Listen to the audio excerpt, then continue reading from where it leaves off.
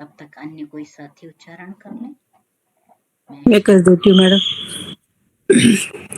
अमी च त्वां धृतराष्ट्रस्य पुत्राः सर्वे सहैवावनिपालसङ्घे भीष्मो द्रोणः सूतपुत्रस्तथासो साहसं धीरपि योधमुख्यः। उसको बोलें आबद्ध करके।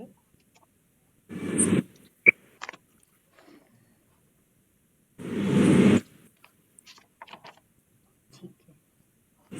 अमी च त्वां धृतराष्ट्रस्य पुत्राः सर्वे सहैव अनिलपालसङ्घैः सह अस्मदीयैः अपि योधमुख्यैः। इनको जब हम विशेष्य विशेषण के साथ लगाएंगे तो भी देख लें किस प्रकार हम इन्हें लगा सकते हैं।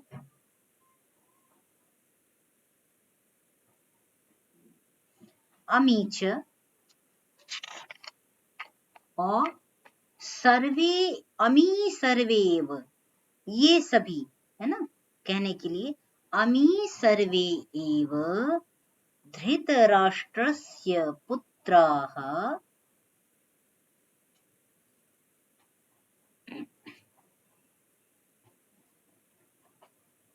अवनिपालैः सह धृतराष्ट्रस्य पुत्राः, ऐसा कह सकते हैं। अमी सर्वे अवनिपालैः सह धृतराष्ट्रस्य पुत्राः त्वां विशन्ति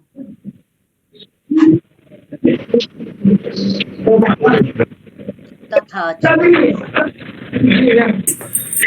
अस्मदीयैः अपि योधमुख्यैः सह भीष्मः द्रोणः तथा च अस्मै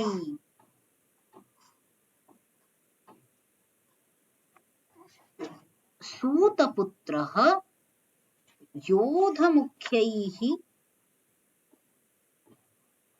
न अस्मदीयैः अपि योधमुख्यैः सह भीष्मः द्रोणः तथा च सूतपुत्रः अपि त्वाम् अभिधावन्ति या प्रविशन्ति।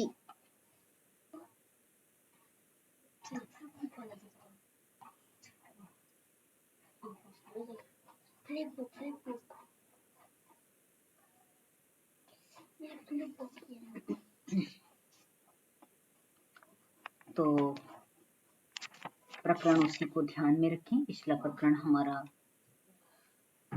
ब्रह्म परक, हमने देखा कि उसकी न्याय व्यवस्था से कोई कॉर्नर, कोई स्थान, कोई जगह इस ब्रह्मांड का शेष नहीं है। तो अर्जुन ने कहा कि मुझे आपका यह जो काल का विकराल रूप है वो देख करके ना ही मुझे दिशाएं बोध हो रही हैं और ना ही मुझे सुख की प्राप्ति हो रही है। मैं अत्यंत भ्रमित हूँ। ये सभी धृतराष्ट्र पुत्र और साथ साथ जो उनके साथ जो अवनिपाल हैं, है ना, सह एव अवनिपाल संघैः, और जितने भी राजा लोग हैं, पृथ्वीपति वसुधापति जो राजा लोग हैं, उनके समुदाय के लोग अर्थात धृतराष्ट्र के पक्ष में रहने वाले लोग, है ना, जो धृतराष्ट्र के पक्ष में है वे सभी राजागण,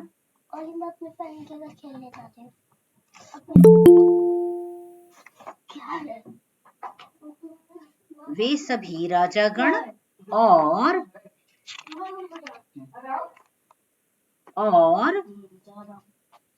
साथ साथ जो पुत्र हैं वे सभी, अर्थात यदि धृतराष्ट्र के 100 पुत्र कहे जाते हैं तो वो इतना बड़ा जो वीरों का समुदाय है वो समस्त समुदाय समस्त राजा वर्ग सभी आप में प्रवेश करना है, चाहे धर्म करें अधर्म करें, सबकी गति अंततः आप में ही होनी है।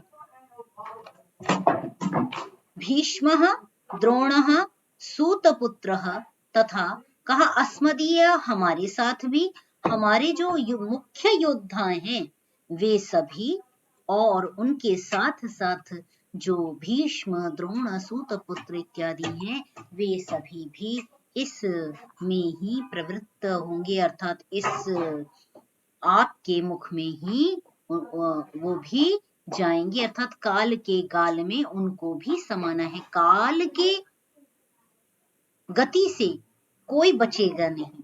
कोई भी ऐसा सोचे कि शरीर को धर के अमर हो जाएगा, शरीर के साथ अमर हो गया, ऐसा कोई भी व्यक्ति इस ब्रह्मांड में शेष नहीं है।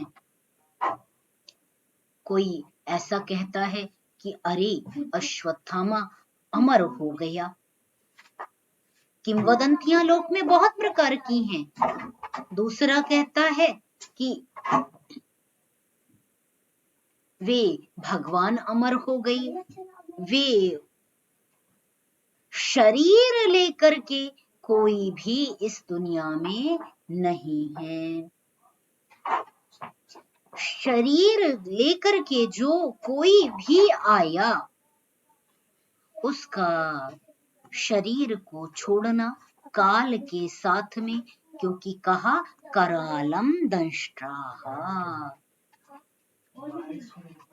करालानि दंष्ट्रा, बहुत कराल विकराल है। काल का जो चक्र है, समय है, वो किसी को भी नहीं छोड़ता। निश्चित अवधि के पश्चात सभी अपना अपना जीवन छोड़ करके, जो शरीर है, शरीर यदि बालक अवस्था में है तो वह वृद्धि को भी प्राप्त होगा, और जो वृद्धि को प्राप्त होगा वो विनाश को भी प्राप्त होगा।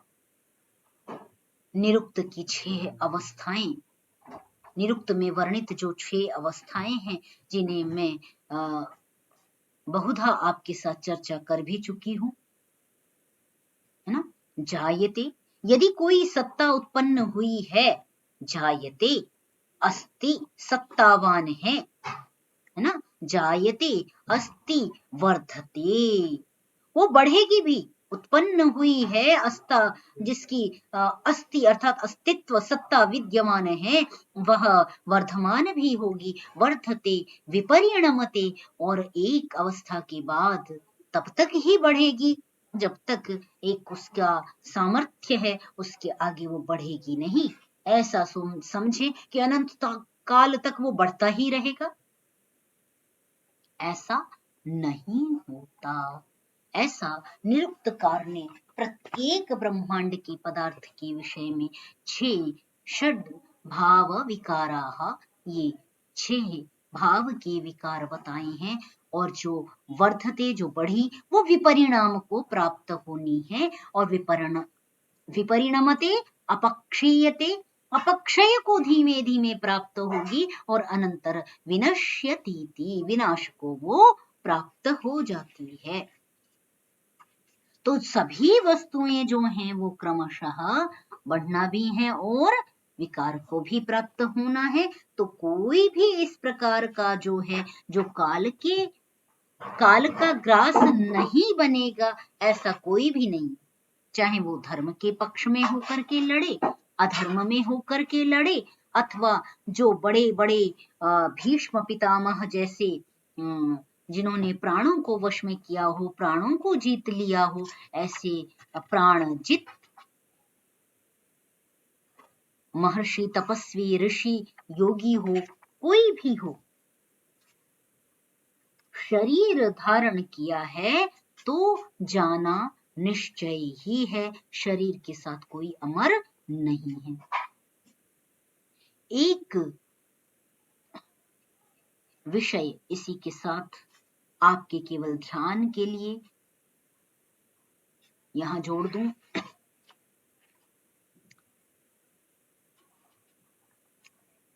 हम क्या कहते हैं कि अवतारवाद वही पार्वती हैं और उन्होंने ही कालांतर में अवतार लेकर के वो माता की सीता के रूप में आ गई। वो विष्णु जी थे, विष्णु जी ने ही कालांतर में अवतार लिया, वो राम बन गए। फिर उन्होंने कालांतर में अवतार लिया, वो कृष्ण बन गए। फिर उन्होंने कालांतर में अवतार लिया, फिर वो कुछ और बन गई। ऐसा कह करके कहीं ना कहीं हम अपनी अज्ञानता प्रकट कर रहे होते हैं। वो जो महापुरुष मर्यादित जीवन जिनका था, जिन्होंने जीवन में जन्म से लेकर मृत्यु पर्यंत एक भी पाप नहीं किया, जन्म भी एक प्रकार का बंधन है। यदि कोई मानव शरीर में आया है तो बिना कर्म विपरिणाम के नहीं आया, पहले यह आप जान लीजिए। यदि उसके कर्म अभिशेष हैं जिनको उसे भोगना है, तभी वह इस मर्त्यलोक में दोबारा आता है। इसका नाम ही मर्त्यलोक है। देवलोक में तो वो अमर पुण्यात्माएं होती हैं जिनका कोई कर्म शेष नहीं रह जाता इस प्रकार का, जो अपने कर्मों को पूर्ण तपस्या से तपा लेते हैं और उनकी वासना कर्मों की अंतरात्मा में इस प्रकार शेष नहीं होती, तो वो मोक्ष की सिद्धि कर जाते हैं। अवतार लेके आ जाना ऐसा जो आप हमने कहा, तो मतलब उनके अभी पाप कर्म है या कुछ इस प्रकार के कर्म शेष थे जो उन्हें भोगना था।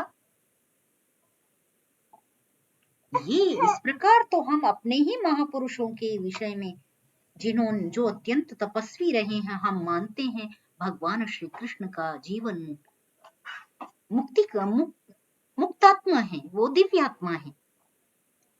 क्योंकि मैं ऐसा मान नहीं रही हूं, ऐसा आत्मकथा कहते हुए भगवान श्री कृष्ण स्वयं कह रहे हैं। जब वो स्वयं लिख रहे हैं कि मेरे लिए कोई कर्तव्य तीनों लोकों में शेष नहीं है, अर्थात उन्होंने यह वक्तव्य अपने मुख से स्वीकार किया।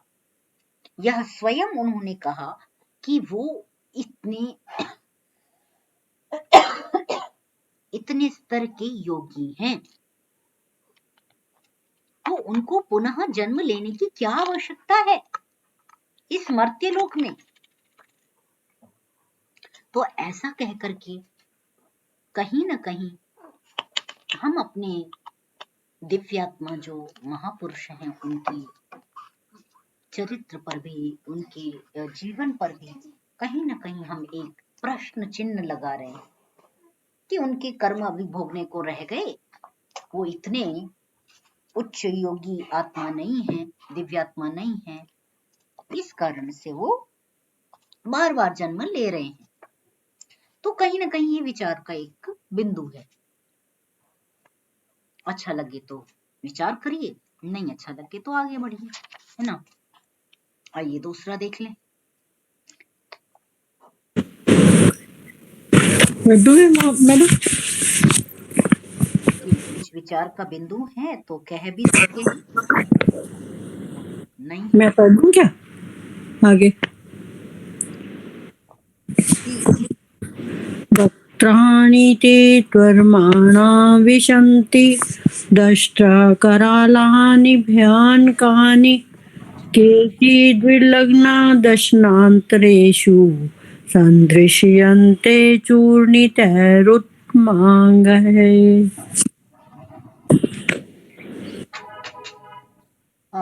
मैंने जो अभी कहा उस पे आपत्ति तो नहीं, कोई किसी शंका समाधान आपको कोई? नहीं ठीक है, वो तो सभी को स्पष्टता है ना जी। इन्हीं ने कोई विचार रखना है तो कह सकते हैं।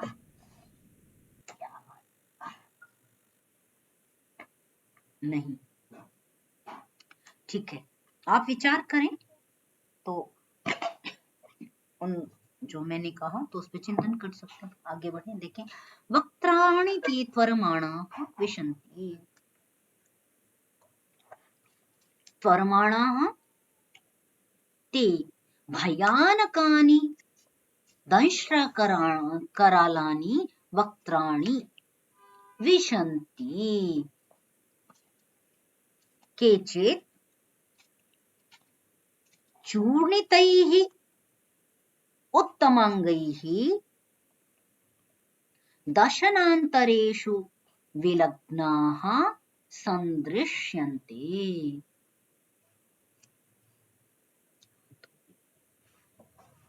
कहा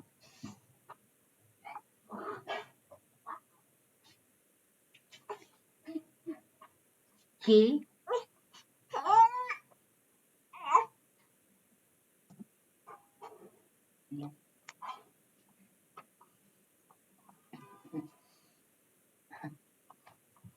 हाँ,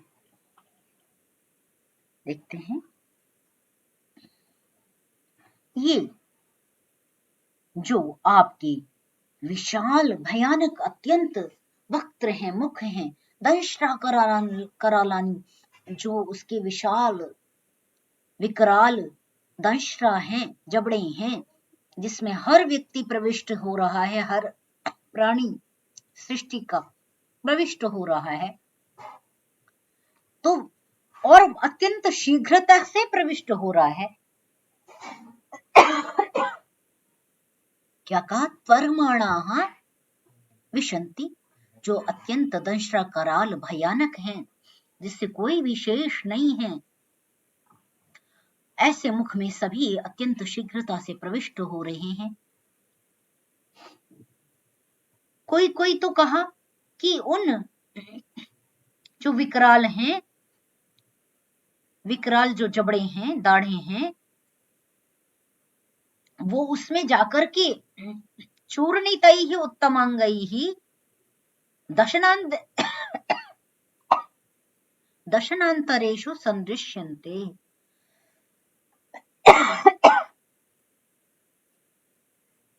उनमें भी कुछ जो हैं ऐसे विलग्न हुए हुए कैसे दिख रहे हैं, जिनके अंग अंग क्या है, चूर्णित तो हो गए हैं, उसके जबड़े में फंस करके चूर्ण चूर्ण होकर के, है ना, भिन्न भिन्न अंगों में दिखाई दे रही हैं।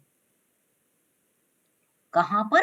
दशनांतरेषु, दशनों के मध्य में, अर्थात जो जबड़े हैं उनके मध्य में चिपके हुए से, विलग्नाः, उनके मध्य में चिपके हुए से, वो इस प्रकार से कि वो बिल्कुल उनका नाम, उनका पता, उनका अस्तित्व पूरी प्रकार से समाप्त हो गया हो। जैसे कोई अन्न का,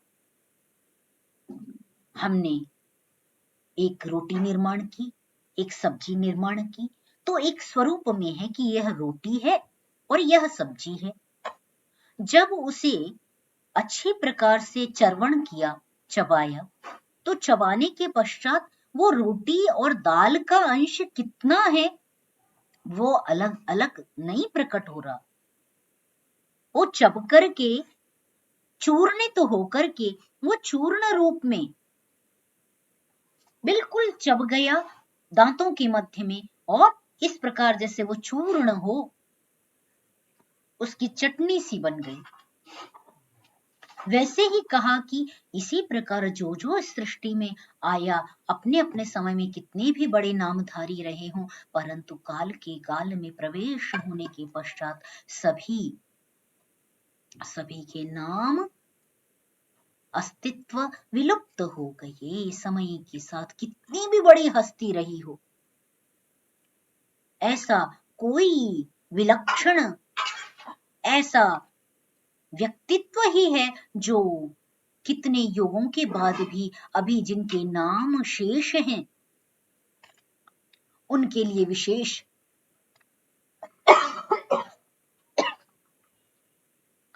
उच्चारण करते हैं कि संभवतः नेट चला गया है ना।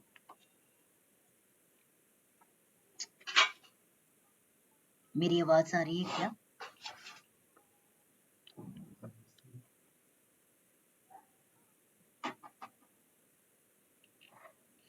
मेरी आवाज आ रही है? मेरी आवाज आ रही है? हाँ, इससे पहले संभवतः वो थोड़ा सा नेट डिस्कनेक्ट होने से 1 मिनट के लिए बंद हो गया। चलिए, तो वो इस प्रकार जो भी है वो मतलब काल के गाल में सभी प्रविष्ट हो जाते हैं। कोई भी किसी का भी नाम अस्तित्व नहीं रह जाता। ऐसे कोई विलक्षण ही ऐसा कोई ना कोई विलक्षण प्रतिभा ही ऐसी होती है जो जिसका नाम यश कई युगों तक शेष रहता है। तो उसके लिए ही हम विशेष रूप से कहते हैं यावत चंद्र दिवाकरो, यावत, है ना, तावत, तब तक उन विशेष हस्तियों का नाम शेष है, शेष रहेगा। ऐसा करके सामान्यतः तो प्रत्येक व्यक्ति का, सबका, क्योंकि सृष्टि की अवधि बहुत 4 अरब वर्ष की जो अवधि है, उस अवधि तक लोगों की, व्यक्तियों के अस्तित्व समाप्त हो जाते हैं। ठीक है, स्पष्ट है? आगे बढ़ें।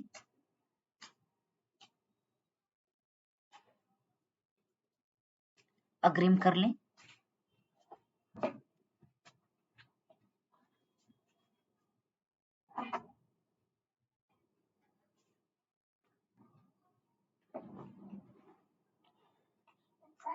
नेक्स्ट उच्चारण कर लें। मैं पढ़ देती हूँ।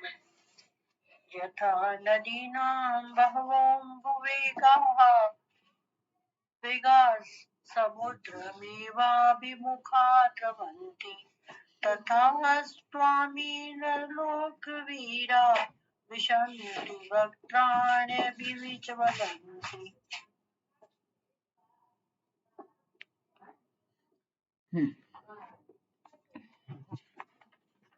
यथा नदीनां बहवः अम्बुवेगाः, जैसे बहुत बड़ी बड़ी नदियां हैं, बड़ी नाम वाली नदियां हैं, उनके अम्बुवेगाः, उनका अत्यंत प्रवाह है, अत्यंत प्रवाहित नदियां हैं, परंतु वे नदियां भी समुद्रमेव अभिमुखाः द्रवन्ति, वो सभी नदियां अंततः समुद्र की ओर अभिमुख होकर के ही बहती हैं और समुद्र में जाकर के ही विलीन हो जाती हैं। उनका अलग उसके बाद कोई अस्तित्व ढूंढे, पहचाने, तो वह उनका कोई भी अस्तित्व दृश्यमान नहीं होता। गंगा जब तक पद्मजा है तब तक तो मालूम चल रही है, गंगा बांग्लादेश तक गई और उसके बाद पद्मा नाम से होने के पश्चात जब वो समुद्र में मिल गई, या हुगली के बाद बंगाल में समुद्र में मिल गई, तो उसके बाद समुद्र में क्या गंगा को अलग से ढूंढ सकते हैं? गंगा के पानी का कोई अस्तित्व रह जाता है? नहीं। कोई भी नदी कितना भी विशाल प्रवाह वाली हो, बहवः अम्बुवेगाः, इसीलिए शब्द प्रयोग किया कि कितना भी अम्बुवेग वाली हो, समुद्र में जाने के पश्चात वे सभी नदियां समुद्राकार ही हो जाती हैं और उनका अभिमुख सभी नदियों की प्रवृत्ति, गति समुद्र की ओर ही होती है। वैसे ही सभी छोटे बड़े जो भी प्राणी हैं, सबकी गति अंत ईश्वर ब्रह्म जो सत्ता है उसमें ही होती है। तथा तवामी नरलोकवीराः विशन्ति वक्त्राण्यभिज्वलन्ति, क्या कहा कि उसी प्रकार इस संसार में कितने भी वीर हुए हों, इस लोक में नरलोक वीराः, इस मनुष्य लोक में कितने भी बड़े बड़े वीर हुए हों, परंतु वे सभी वीर अंततः उस ईश्वर में विलुप्त हो जाते हैं, वहां जाकर के उनका अस्तित्व समाप्त हो जाता है। ठीक है, अग्रिम देख लें।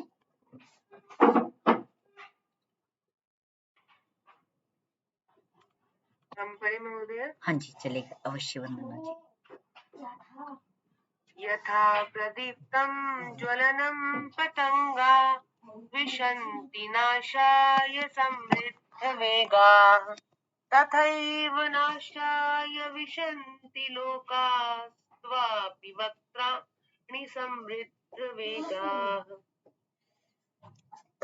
कहा यथा पतंगाः नाशाय समृद्धवेगाः ज्वलनं प्रदीप्तं ज्वलनं प्रविशन्ति विशन्ति तथैव लोकाः न तथा नाशाय तव वक्त्राणि समृद्धवेगाः विशन्ति प्रविशन्ति।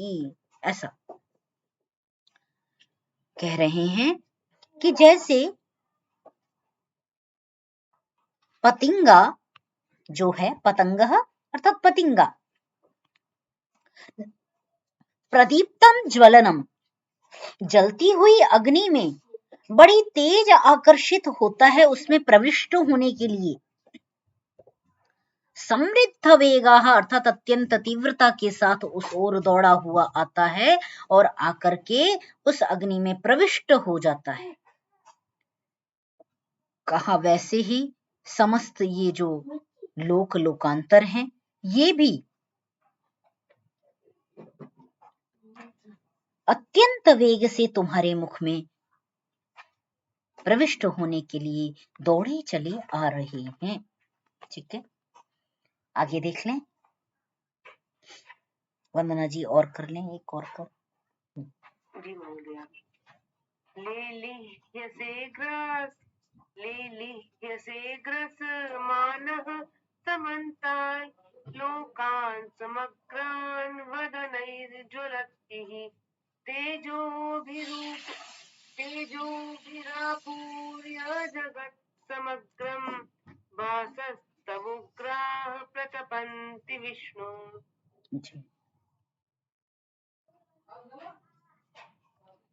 कहा लेलिह्यसे ग्रसमानः समन्तात्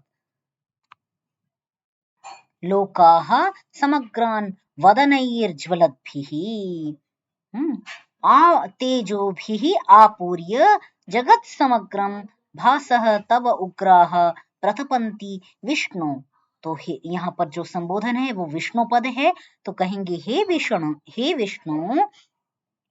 ज्वलद्भिः वदनैः समग्रान् लोकान् ग्रसमानः समन्तात् लेलिह्यसे। किस प्रकार लगाया? कहा हे विष्णु ज्वलद्भिः वदनैः जलते हुए मुखों के समान समग्र लोकों को आप क्या करते हैं? सब लोगों को ग्रसते हुए लेलिह्यसे जैसे उसको लीढ़न कर रहे हैं, अर्थात उसका आस्वादन कर रहे हैं, चाट रहे हैं, है ना। तो लेलिह्यसे कहां से? सब ओर से। हर व्यक्ति जैसे उसकी एक कल्पना कर रहे हैं ब्रह्मांड पुरुष की कि वह सब ओर से अत्यंत प्रदीप्त है, जल रहा है, उसके मुख में जैसे एक अत्यंत प्रज्वलित अग्नि जल रही है और उस अग्नि में पतिंगा रूपी मनुष्य निरंतर प्रविष्ट होता जा रहा है, निरंतर उसकी अंदर की ओर जाता जा रहा है। तो इस प्रकार सभी लोग उसके अंदर जाते जा रहे हैं और वह उनको चाट रहा है। ऐसे तेजोभिरापूर्य जगत समग्रम, है ना, जो सारा लोक जो अत्यंत जो तेज लोकांतर जो है वो अत्यंत तेज से तेजो भी आपूर्य तेज से पूरित होकर के भासस्तवोग्रह प्रतपन्ति विष्णु, वो जो संपूर्ण जगत है वो आपके तेज के द्वारा परिपूर्ण होकर के उसी से ही तप रहा है, माने उसके पास अपना कुछ भी नहीं है, आपका जो उग्र प्रकाश है वही संपूर्ण जगत को, जो आपके मुख से निकलने वाली जो अग्नि है, वही अग्नि, उसी से संपूर्ण जगत प्रकाशित हो रहा है। उसी तेजो भीरापूर्य प्रतपंती, उसी तेज से सभी आपूर्य, सब ओर से असमता, सब ओर से परिपूरित तो होकर के तप रहे हैं और उसमें प्रविष्ट हो रहे हैं। ठीक है, स्पष्ट है?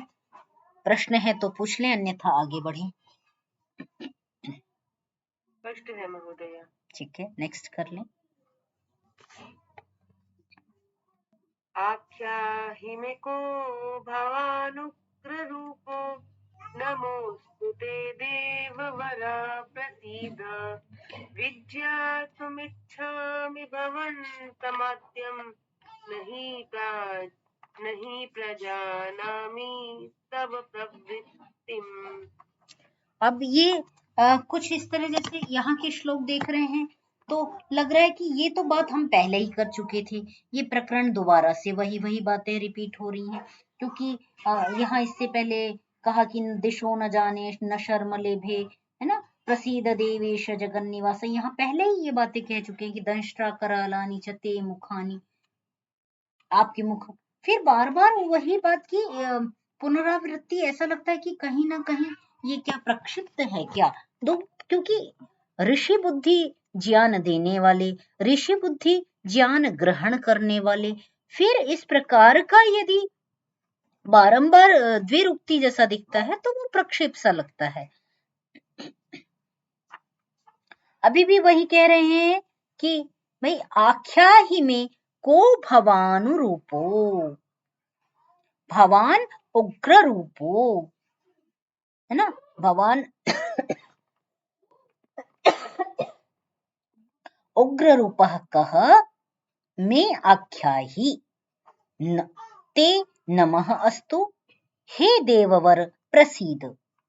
यही बात अभी 25वें श्लोक में कह के आए थे। अहम भवन्तम आद्यम विज्ञातुम इच्छामि तव प्रवृत्तिम ही न जानामि प्रजानामि। ठीक है, क्या कहा कि आपका उग्र रूप कौन सा है जो सारे संसार में भय बैठाए हुए है, इतना विकराल काल दंष्ट्रा कराल है, वे आपका ऐसा उग्र रूप जो है वो कैसा है, उसका मुझे आख्यान कीजिए, वर्णन कीजिए। हे देववर, हे देव श्रेष्ठ, सभी देवों के देव, देवाधिदेव, पर ब्रह्म परमात्मन, आपके लिए नमस्कार होवे, आप प्रसन्न होवे, ते प्रसीद। मैं आपका आदि जानना चाहता हूं, है ना, और आपकी प्रवृत्ति किस प्रकार आप इस संसार को चलाते हैं, मैं उसको भी जानना चाहता हूं। तो इसके संदर्भ में अनादि निधनम पहले ही आ गया था कि उसका आदि नहीं है, अंत नहीं है, ऐसा कह करके, है ना, ये अनादि मध्यांतम अनंत वीर्य, है ना, अनंत हो अनादि हो, ये पहले ही 19वें श्लोक में आया था। पश्यामि त्वाम दीप्त हुताशवक्त्रम स्वतेजसा विश्वमिदम। इसी 19वें श्लोक का भाव लगभग आप देख रहे हैं कि 31वें में या कहें 30वें 31वें में, दोनों में लगभग वही बात आ रही है। ठीक है, इसके आगे देख लें कालोस्मि। कालोऽस्मि लोकक्षयकृत् प्रवृद्धो लोकान् समाहर्तुमिह प्रवृत्तः ऋतेऽपि त्वां न भविष्यन्ति सर्वे येव स्थिताः प्रत्यनीकेषु योधाः।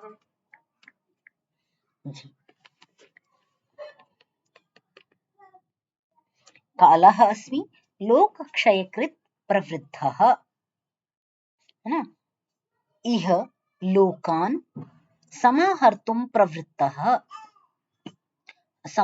प्रवृत्तः कालः अस्मि प्रत्यनीकेषु ये योधाः अवस्थिताः ते सर्वं त्वामृते अपि न भविष्यन्ति। श्री भगवान उवाच, भगवान श्री कृष्ण कह रहे हैं कि लोक क्षयकृत इह लोकान् समाहर्तुं प्रवृत्तः कालः अस्मि। परब्रह्म के मुख से भगवान श्री कृष्ण यह वचन कह रहे हैं, अर्थात भगवान श्री कृष्ण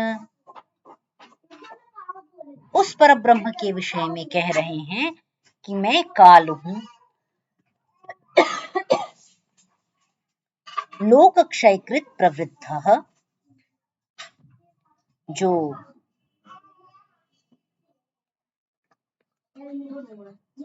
लोक लोकांतर हैं उनका मैं क्षय करने वाला, लोक क्षयम करोतीति लोक क्षय कृत, क्विप प्रत्ययांत बनाया है।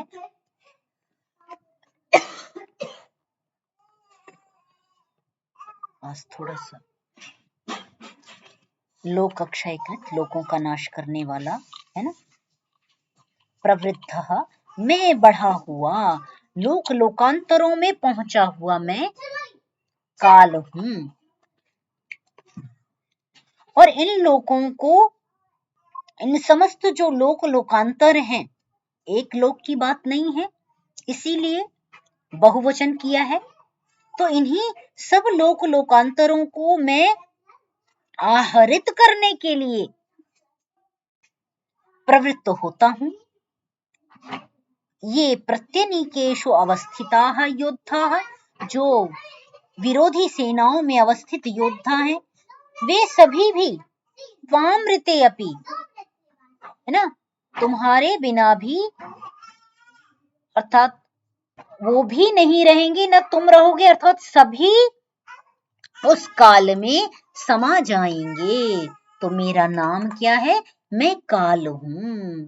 और काल जो है वो लोक के क्षय करने के लिए प्रवृत्त होता है। उसमें मैं हूं, तुम हो, अथवा ये जो अन्य सेनाएं हैं, सभी विनाश हो जाएंगी, कोई भी शेष नहीं रहेगा। ठीक है। यह प्रवृत्तः सर्वेपि,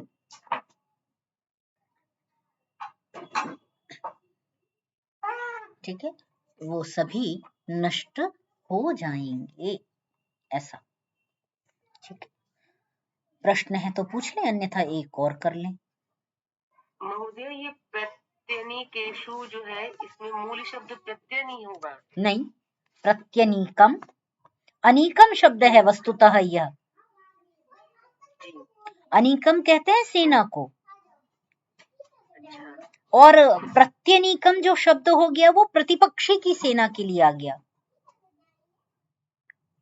प्रतिपक्षी से अभिप्राय विपक्षी? हाँ जी, हाँ, प्रतिपक्षी कहें विपक्षी कहें, एक अर्थ में ही समझ सकते हैं ना, दोनों पर्यायवाची हैं। हाँ जी, प्रतिगतः, हाँ, प्रतिगतः अनीकम युद्धम, ऐसा। तो ठीक है जी, एक और देखें। समुत्तिष्ठ यशो लभस्व, जित्वा शत्रुन् भुङ्क्ष्व राज्यं वृद्धम्, मयैवैते निहताः पूर्वमेव, निमित्तमात्रं भव सव्यसाचिन्। हाँ, अब उपदेश के रूप में आए हैं। बीच बीच में कुछ द्विरुक्ति है, उसमें प्रक्षेप कौन सा है और मूल कौन सा है, थोड़ा सा वो उसको समझ लें तो प्रकरण एक ही बात की ओर इंगित कर रहा है। वह है कि सब कुछ नश्वर है, कोई भी शेष नहीं रहेगा, सभी काल के काल में समा जाएंगे। इस कारण से तुम भी अमर नहीं हो।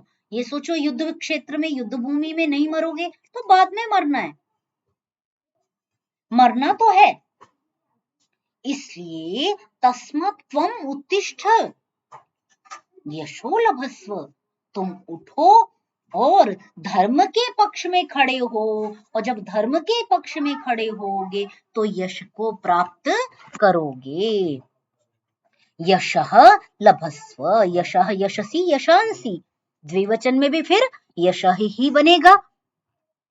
तो यश को प्राप्त करो और शत्रुन जित्वा, शत्रुओं को जीत करके राज्य समृद्धम राज्यम भुंक्ष्व, और समृद्ध राज्य का उपभोग करो। शत्रुओं का विनाश करके, उनको नष्ट करके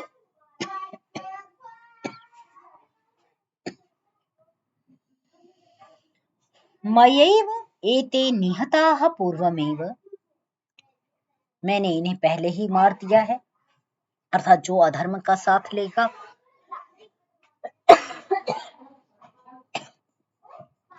वह शेष नहीं रहेगा। निमित्त मात्रम भव,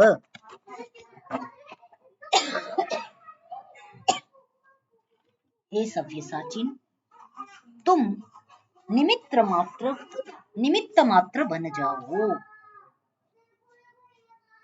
अर्थात यतो धर्मः ततो जयः, आप धर्म के पक्ष में खड़े हैं, इसलिए संदेह छोड़ करके केवल धर्म के पक्ष में युद्ध करें। अधर्मी स्वयं ही विनाश को प्राप्त होगा। तुम निमित्त मात्र बन करके इस युद्ध में विजय प्राप्त करो। आज के लिए इतना ही। प्रश्न है तो पूछ लें कोई। ये सव्यसाचिन जो शब्द है, हाँ जी, इसमें लिखा है कि बाएं हाथ से अर्जुन को बाण चलाने का अभ्यास था, इसीलिए सव्यसाची हुआ जी। इसका तात्पर्य यही है? हाँ जी, इसका शाब्दिक अर्थ तो यही है। सव्येन, सव्य कहते हैं बाएं हाथ के लिए प्रयोग किया जाता है। सव्येन हस्तेन संदधाति या सचति, सचति, सच के सच बन जाएगा, सचति या संदधाति, संधान करता है, बाएं हाथ से संधान करता है, इसलिए उसको, किसको संधान करता है? बाण का। सव्येन हस्तेन संदधाति बाणम इति सव्यसाचिन, सव्यसाची प्रथमा के एक वचन में। जैसे बाएं के लिए मैम महोदय सव्य शब्द है, तो दाएं हाथ के लिए भी कोई इसी के समानांतर शब्द नहीं है। वेद में जो आता है कृतम में दक्षिणे हस्ते जयो में सव्य आहितः, तो वहां पे दक्षिण और सव्य इस तरह प्रयोग किया गया। ये वेद का मंत्र है, कृतम में दक्षिणे हस्ते जयो में सव्य आहितः। तो इसमें इसी तरह प्रयोग किया गया है कि कर्म जो है, पुरुषार्थ जो है, वो मेरे दाएं हाथ में है, जयो में, विजय मेरे बाएं हाथ में विद्यमान है। तो सव्य यहाँ पर बाएं हाथ के लिए प्रयोग होता है। जी, धन्यवाद। बहुत अच्छा प्रश्न था आपका। जी, अन्य कोई साथी कुछ कहना चाहे तो?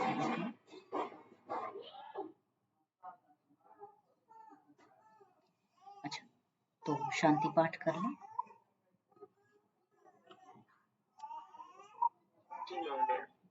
सर्वे भवन्तु सुखिनः